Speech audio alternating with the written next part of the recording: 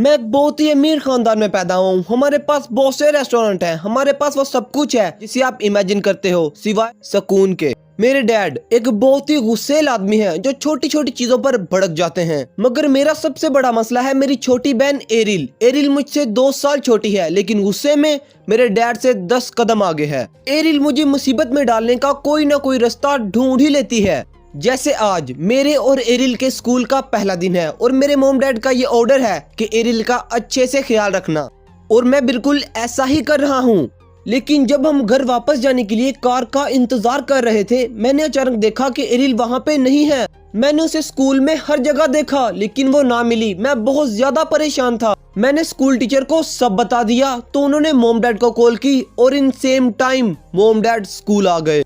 और जैसे ही मोम डैड स्कूल आए, एरिल पता नहीं कहां से भागी हुई आई और मेरे डैड के गले लग गई और बोली कि मैंने इसे स्टोर रूम में लॉक कर दिया था, मैं बहुत मुश्किल से बाहर आई हूँ। मैं बहुत ज्यादा हैरान हुआ कि वो ऐसा कैसे कर सकती है। मैंने कहा कि ये झूठ बोल रही है, मैंने ऐसा नहीं किया। और अचानक वो रोने लग पड़ी। डैड मुझ पर गुस्सा होना शुरू हो गए, बट थैंकफुली मोम ने मेरी साइड ली। उन्होंने डैड से कहा कि मैं सच बोल रहा हूँ, लेकिन डैड ने कहा एरिल एक छोटी सी बच्ची है, वो कभी भी झूठ नहीं बोल सकती। मैं झूठ बोल रहा हूँ। सजा के तौर पर डैड ने मुझे मेरे रूम में लॉक कर दिया पूरे 1 मंथ के लिए। क्यों ना ये मेरी सिस्टर का ही प्लान था। तो मैंने अपने रूम में ही अपना स्कूल ओपन कर लिया और अपनी स्टडी शुरू कर दी। वापस स्कूल में मैं बहुत ज्यादा हैरान हुआ जब क्लास की तमाम लड़कियां मेरी तरफ देख रही थी, यहाँ तक कि एरिल की तमाम फ्रेंड्स भी मेरी तरफ देख रही थी। ये सब मुझे बहुत अजीब लग रहा था। जब मैं अपने रूम में आया तो मैंने देखा कि एरिल वहाँ पे बैठी रो रही है। सच्चा ड्रामा क्वीन।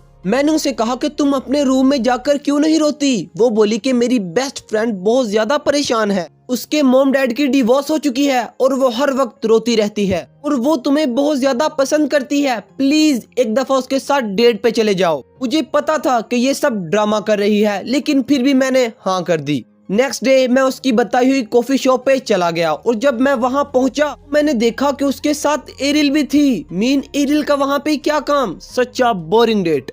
तो हमने ड्रिंक्स ऑर्डर की और वो लड़की जो मेरी हिस्ट्री क्लास में थी जिसका नाम एल्सा था, हमारे ड्रिंक्स लेकर आ गई। एरिल ने जैसे ही जूस का एक सिप लिया, उसने तमाम जूस बाहर थूक दिया और बोली कि मैंने बबल गम जूस ऑर्डर किया था, ना कि स्ट्रॉबेरी जूस। तुम इतनी स्टूपिड कैसे हो सकती हो, गलत ऑर्डर लेकर आ गई। देखते ही देखते एरिल ने वो जूस का ग्लास नीचे फर्श पे फेंक दिया और एल्सा से कहा कि इसे अभी साफ करो और बोली कि तुम बेवकूफ लड़की अभी तक यहीं पे खड़ी हो, जाओ और मेरे लिए एक नया ड्रिंक लेकर आओ। एल्सा वहाँ से चली गई और मैं भी उसके पीछे गया और मैंने देखा कि वो बाहर खड़ी होकर रो रही है। मैं उसके पास गया और बोला कि मैं अपनी बहन की तरफ से माफी मांगता हूँ, वो एक अकड़ू खड़ूस और बुरी लड़की है। एल्सा बोली कि उसने कौन सा ये पहली बार किया है, वो हर बार ऐसा ही करती है। मैं एल्सा के बारे में इतना सब कुछ नहीं जानता था। वो कभी भी किसी से बात नहीं करती थी और उसने अपना चेहरा अपने लंबे बालों के नीचे छुपा रखा था। मैंने कभी भी उसका चेहरा नहीं देखा। क्यों ना एरिल मेरी सिस्टर ने उसके साथ बहुत बुरा सलूक किया था। इसीलिए नेक्स्ट डे मैंने उसको लंच की ऑफर की। खाना खाने के तमाम वक्त एल्सा नीचे जमीन की तरफ देख रही थी,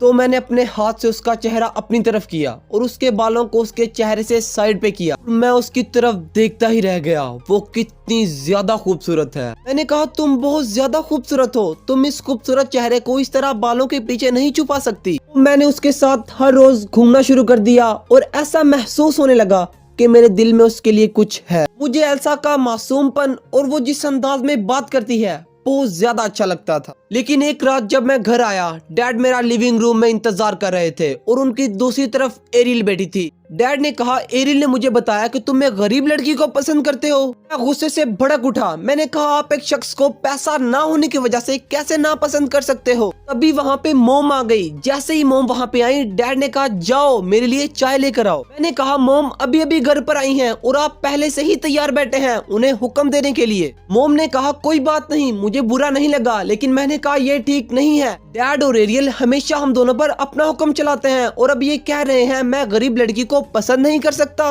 मैंने कहा एल्सा नेक्स्ट वीक हमारे घर पे डिनर पे आ रही है। डैड अगर आप राजी नहीं होते तो मैं स्कूल छोड़ दूंगा और कहीं दूर चला जाऊंगा। डैड जानते थे कि मैं उनकी नालायक बेटी से कहीं ज्यादा ज़हीन हूँ। उनके पास कोई और रास्ता नहीं था, उन्हें मेरी जरूरत थी। अगले दिन मैंने एल्सा को डिनर पर इनवाइट किया और वो बहुत ज्यादा प्यारी लग रही थी। साथ ही साथ बहुत ज्यादा डरी हुई और नर्वस भी थी। मॉम ने एल्सा को देखा तो वो बहुत ज्यादा खुश हुई, लेकिन डैड और एरियल खुश नहीं थे। कुछ देर बाद एल्सा ने मॉम से कहा कि उसने वॉशरूम जाना है, तो मॉम ने कहा कि वॉशरूम ऊपर है। उसे गए काफी देर हो गई थी, तो मैंने कहा जाकर उसे देखता हूँ, और मैं ये देखकर हैरान रह गया। वो मेरे मॉम डैड के रूम में थी और मॉम का ज्वेलरी बॉक्स ओपन कर रही थी। मैंने कहा एल्सा तुम यहाँ क्या कर रही हो? तुम्हारी सिस्टर ने मुझे ये रिंग दी और कहा कि मैं इसे मॉम डैड के रूम में जाकर रख दूं। मैं उसे कुछ कहती इससे पहले वो जा चुकी थी, तो मैं रिंग वापस रखने के लिए यहाँ पर आ गई। मैं नहीं जानती क्या हो रहा है। तभी हमें एरिल की आवाज आई। वो पीछे खड़ी थी और बोली कि ये झूठ बोल रही है, मैंने इसे अंगूठी नहीं दी।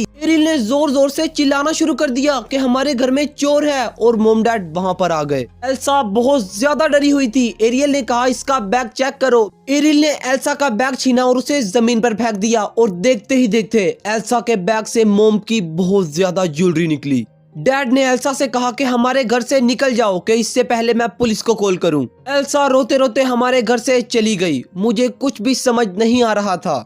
उसके बाद मैंने एल्सा को कभी नहीं देखा, कभी भी नहीं।